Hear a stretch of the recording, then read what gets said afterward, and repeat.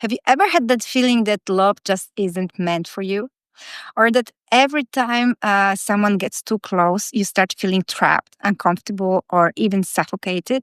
Or maybe you've noticed a pattern that people chase you, that relationships feel overwhelming, and the moment someone gets emotionally close, you start pulling away. This is not just a personality trait, it's the energy of an avoidant attachment. And it's an energetic frequency that keeps love at a distance.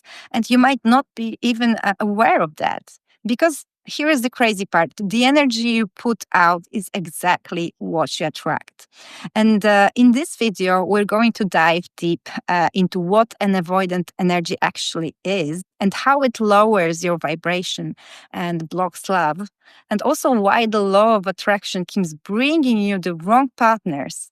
And lastly, and most importantly, how to rewire your brain and shift your energy to manifest secure and fulfilling love.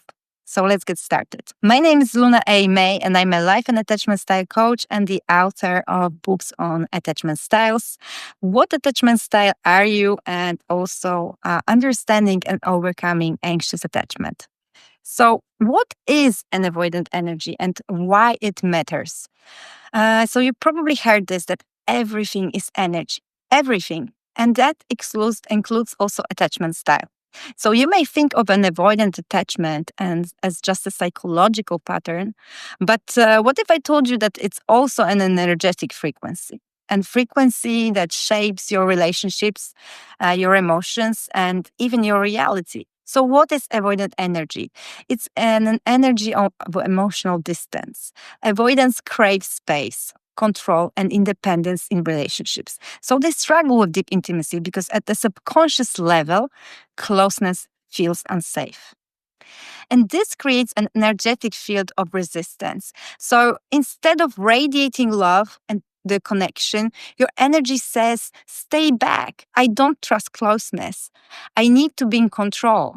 So let's talk about the vibration now, because your energetic state determines what you attract. When you're in avoidant energy, your body and mind operate from survival mode. So your nervous system is wired for protection and not for connection. And this creates this fear-based thinking. So you start to associate love with loss of freedom, or loss of control, or even with an emotional pain. And what you do is you avoid deep emotions just to feel safe. And here is the problem. The universe doesn't respond to what you want. It responds to what you are vibrating at. So if your dominant energy is saying, I don't need anyone, you attract emotionally unavailable partners. And if you are thinking relationships feel suffocating, you attract partners who chase and overwhelm you. And for example, if you are thinking that love equals control, you attract situations where connection feels like a trap. And this is why avoidance often end up in the same painful cycle. Chased by anxious partners and feeling smothered and reinforcing that belief that love equals stress. Remember that the energy you put out is the energy that you attract. So if you've been practicing manifestation techniques, but nothing seems to work, the reason for this could be that you can't manifest love while vibrating at an avoidance energy. So, if your subconscious mind and energetic fields are saying love is dangerous and I need space, the universe will keep sending you situations that reinforce this belief. The avoidant energy in manifestation can be showing in different ways by blocking deep connection. So every time you start getting close to someone, something happens that makes it fall apart, or by attracting anxious partners. So when you keep meeting people who are overly needy and reinforcing your belief that love equals pressure, or by creating emotional walls.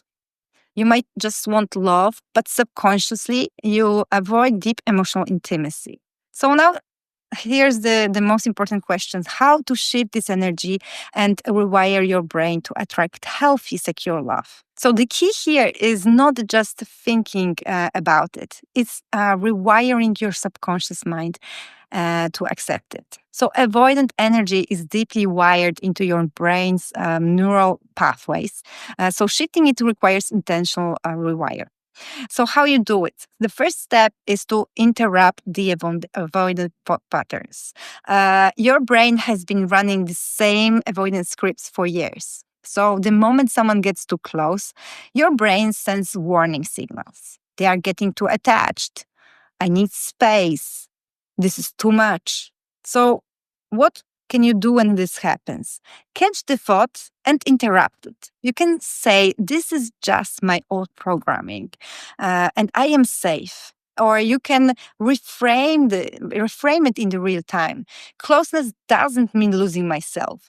And when you do this, your brain follows patterns. So the more you interrupt the avoidant response, the weaker it becomes. Then the second step is to rewire your subconscious with new beliefs. So remember that your subconscious has absorbed years of avoidant conditioning. And to shift your energy, you need to install new beliefs. And in order to do it, you can use, for example, daily affirmations. Using them, you will speak to your subconscious. I am safe in love. Intimacy and freedom can coexist. I can be close and still be me. Another tool, apart from affirmations, is visualization. So your brain can't tell the difference between reality and vivid imagination. And that's why visualization is so powerful. So visualize a secure, fulfilling relationship where love feels safe. Feel the emotions of being loved and free.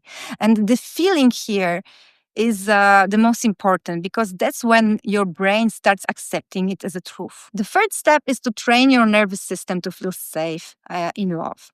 Avoidance associate closeness with discomfort. So your body has to learn that connection is safe. So how do you do this? The best is to use breathwork and grounding techniques, because both of them regulate your nervous system, so love doesn't feel like a threat anymore. Another tool are micro moments of when you are vulnerable. So to do this, start small. For example, you can text back a little sooner when your partner texts you, or you can share something personal without fear. I know it's not easy, but just try. Gradually, it will come. Then you can also try letting people in gradually to your life. And remember that your brain needs repeated experiences of closeness being safe before it rewires. So you need to repeat everything over and over again. So how will you know that your energy is changing? When you shift out of avoidant energy, you will notice certain things. First of all, love no longer will feel like a threat. It will feel natural. You will start attracting people who give you space and connection at the same time. And you will no longer push love away out of fear. So doing this, you will start manifesting love that feels easy, natural, and fulfilling. Let me know in the comments if you need some guidance on the breath work or grounding exercises, and share your experiences with changing your energy.